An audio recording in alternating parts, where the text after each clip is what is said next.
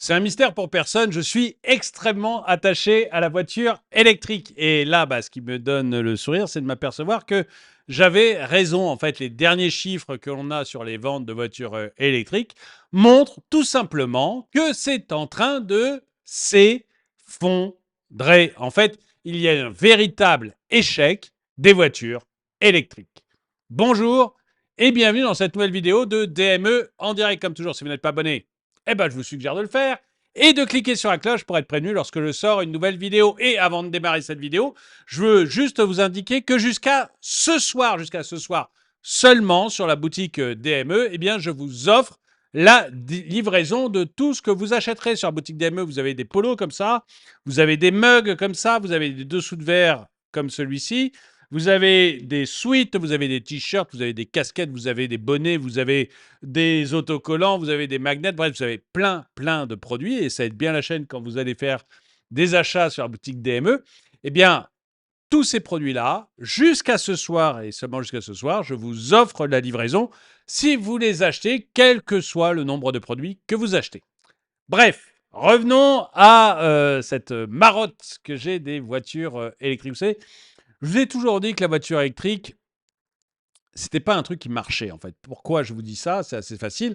En fait, les trucs qui marchent, vous n'avez pas besoin de les subventionner. C'est un techniquement, personne ne subventionne le Nutella. Voilà. Quand ça marche, il n'y a pas besoin de subventionner, les gens l'achètent. Pourquoi, on subventionne la voiture électrique? Parce que c'est un très mauvais rapport qualité-prix, tout simplement. Et je vous avais dit que ce genre de choses, ça ne dure que tant que les États ont des sous-sous. Quand ils n'ont plus de sous-sous, ils ne peuvent plus subventionner la bagnole et ça s'effondre tout seul. Ça y est, on arrive au moment où ça commence à s'effondrer tout seul et dans toute l'Europe. Dans toute l'Europe. Parce que certains États n'ont plus du tout de sous, par exemple l'Allemagne, d'autres commence sérieusement à manquer de sous, par exemple la France, et que finalement on a déjà équipé tous ceux qui pourraient être intéressés par eux-mêmes à la voiture électrique. Donc maintenant, on n'est plus qu'en train de gratter sur des gens qui n'en ont pas l'utilité parce que trop de kilomètres, pas de bornes de recharge, problème d'autonomie, problème de sécurité, enfin tous les problèmes qu'on a vus sur la voiture électrique. Et donc tous ces gens-là, finalement, sont difficiles à équiper, les sous-sous manquent, résultat, ça ne se vend plus. Bonjour. Ah mais non, je vous ai déjà dit bonjour, mais je deviens fou, moi.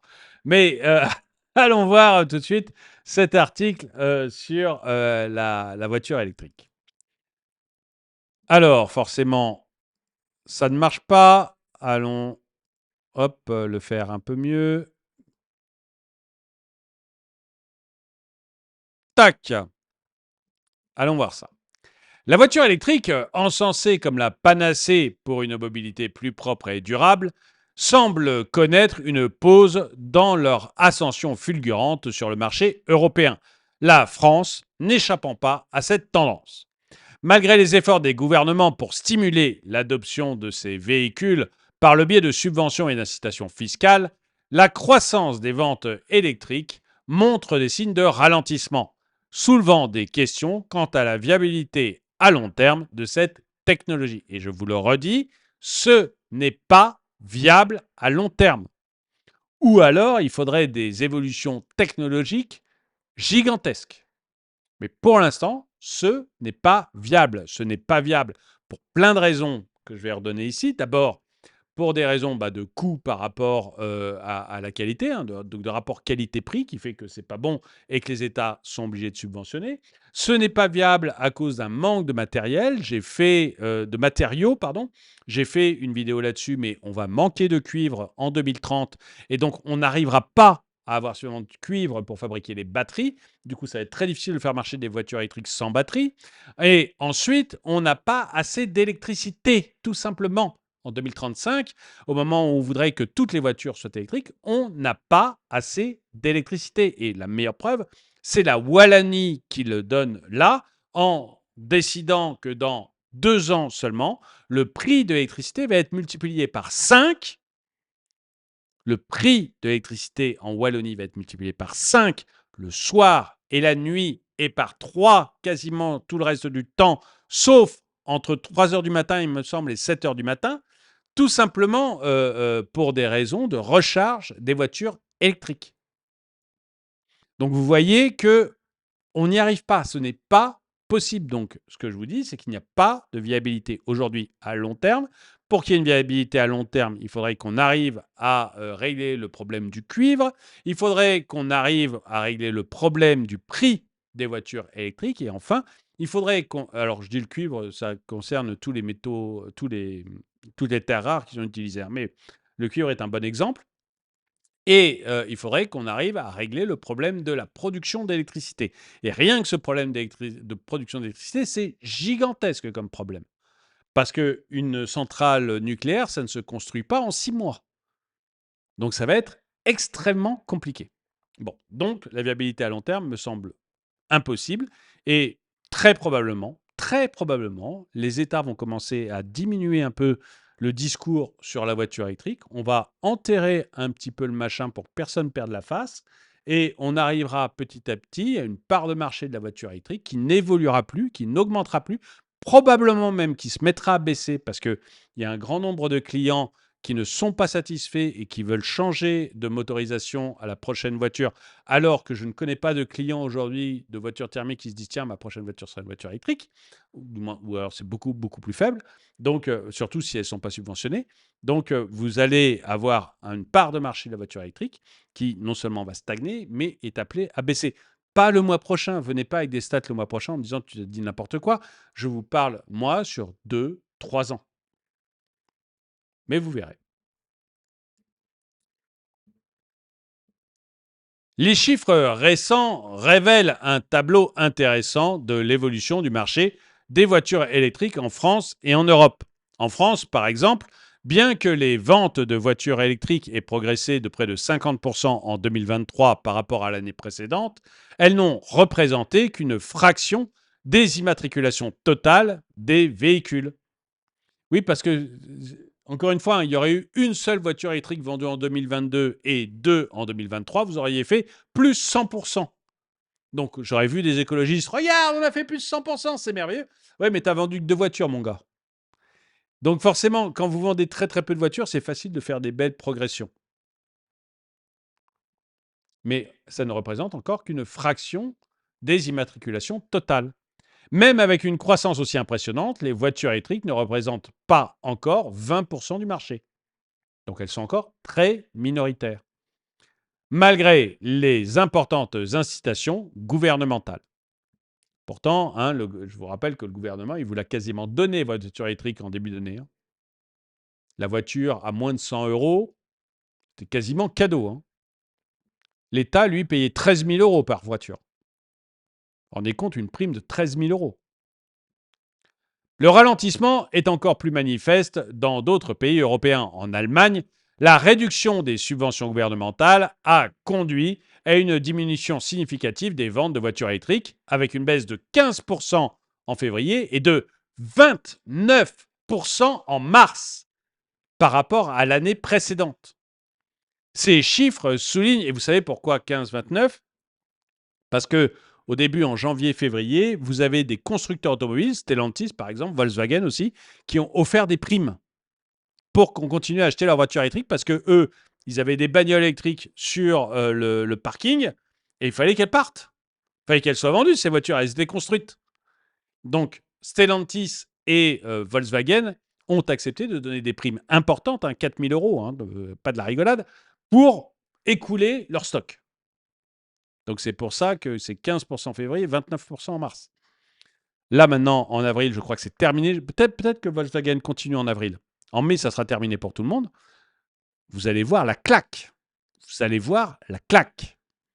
Ces chiffres soulignent les défis auxquels sont confrontés l'industrie automobile pour maintenir la dynamique de croissance des véhicules électriques. En France, bien que les chiffres du premier trimestre 2024 semblent prometteurs à première vue, bah oui, puisqu'on vous a offert des bagnoles. Donc le premier trimestre, mais je l'ai toujours dit, hein, le premier trimestre 2024, il va être bon. L'État a pris en charge 13 000 euros par voiture. Il vous a fait la voiture à 50 euros, à 100 euros. Forcément que vous en vendez. Vous savez, si demain j'ouvre un stand ici, là, en bas de chez moi, et que je fais la voiture gratuite, je vais en écouler un sacré paquet dans la journée des voitures, hein. Donc forcément, le premier trimestre est bon. C'est le deuxième trimestre qui va être parlant en France. Donc une augmentation de près de 23% des ventes par rapport à l'année précédente. Le taux de pénétration sur le marché n'a augmenté que de 2,6%. Donc même avec ces offres exceptionnelles de la France, le taux de pénétration du marché, il est ridicule. Quand je vous dis que ce n'est pas une bonne bagnole, c'est que ce n'est pas une bonne bagnole. J'ai rien contre. Elle a peut-être sa... Je ne suis même pas sûr qu'elle ait sa place parce que avant toutes les aides, elle ne se vendait pas. Donc je ne suis même pas sûr qu'elle ait sa place. Mais en imaginant qu'elle ait sa place, la voiture électrique, c'est une place marginale. Il ne faut pas rêver. Ceci malgré la mise en place de programmes de leasing social visant à rendre les voitures électriques plus accessibles aux consommateurs à revenus modestes. D'ailleurs, on verra si l'État recommence ses imbécilités, maintenant qu'il a des problèmes de budget, des problèmes sérieux. On verra à ce moment-là s'il est à ce point omnibulé par Gaïa qu'il recommence ses imbécilités d'offres de leasing social. Ces programmes, bien que louables dans leur intention, ouais, allez, on va dire que c'est louable dans son intention. C'est ce qu'on peut dire de moins méchant. Donc, bien que louable, je l'ai perdu. Oui, bien que louable dans leurs intentions, soulèvent des interrogations quant à la viabilité à long terme de la demande pour les voitures électriques sans un soutien financier continu de la part des autorités publiques. Il n'y a pas de viabilité. Vous verrez le deuxième trimestre où il n'y a pas d'aide de l'État. Vous allez voir le plongeon monstrueux de la voiture électrique en France. Mais vous allez voir, mais ça va être un choc. Mais accrochez-vous, quoi. Un facteur clé qui limite l'adoption généralisée des voitures électriques est l'accessibilité aux infrastructures de recharge. De nombreux automobilistes français et européens hésitent à passer à l'électrique en raison du manque de points de recharge publics et de la difficulté à installer des solutions de recharge à domicile. Alors ça, les mêmes choses. La Wallonie, qui décidément aime bien se faire rouler dans tous les sens, les Wallons avaient installé des bornes de recharge chez eux avec un très très gros opérateur. J'ai oublié son nom, j'ai fait une vidéo dessus. Ils vont vous en parler hein, parce qu'il y avait le coût de fabrication de la borne, hein, il y a le coût pour mettre en place la borne, puis après ça devait être gratuit. Et finalement, ils se retrouvent avec un abonnement payant à l'année. Et s'ils ne prennent pas l'abonnement payant à l'année, ils ne pourront pas se servir de la borne. Là, les Wallons, ils sont. Alors, j'ai rien contre les Wallons, hein, mais j'ai l'impression que c'est un peuple qui aime bien, bien se faire rouler. De nombreuses automobilistes, excusez-moi les Wallons, de nombreuses automobilistes, mais enfin vous avez cherché là quand même, franchement, entre le prix de l'électricité multiplié par 5, punaise, même Macron il n'ose pas nous faire ça, un prix de l'électricité multiplié par 5. Donc entre le prix de l'électricité multiplié par 5 et l'abonnement gratuit qui devient payant, là vraiment vous êtes allé chercher loin, quoi. De nombreux automobilistes français et européens hésitent à passer à l'électrique. Pardon, ça je l'ai déjà fait. Sans une infrastructure de recharge adéquate, il est peu probable que les voitures électriques franchissent le seuil des 20% de part de marché dans un avenir proche. L'année 2024 s'annonce donc comme une période cruciale pour l'avenir des voitures électriques en Europe. Avec des subventions gouvernementales moins généreuses, et des incitations fiscales réduites, il sera intéressant de voir si l'industrie automobile peut maintenir l'élan de croissance des voitures électriques. On va voir ça et je vous avoue que je suis à peu près certain du résultat. Bien, et là, je pense à mon ami Laurent qui m'envoie régulièrement des mails pour me dire à quel point la voiture électrique, c'est merveilleux. Euh,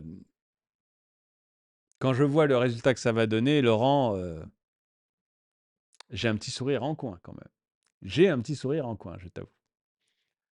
On se charrie, hein. Il m'envoie des mails aussi en me charriant, donc vous en faites pas, c'est un truc entre nous, on s'entend bien. Donc, Bien que la transition vers une mobilité électrique soit inévitable à long terme, alors là, mon gars, rêve bien. Je peux te dire que c'est plus qu'évitable et je peux te dire que ça ne se fera pas.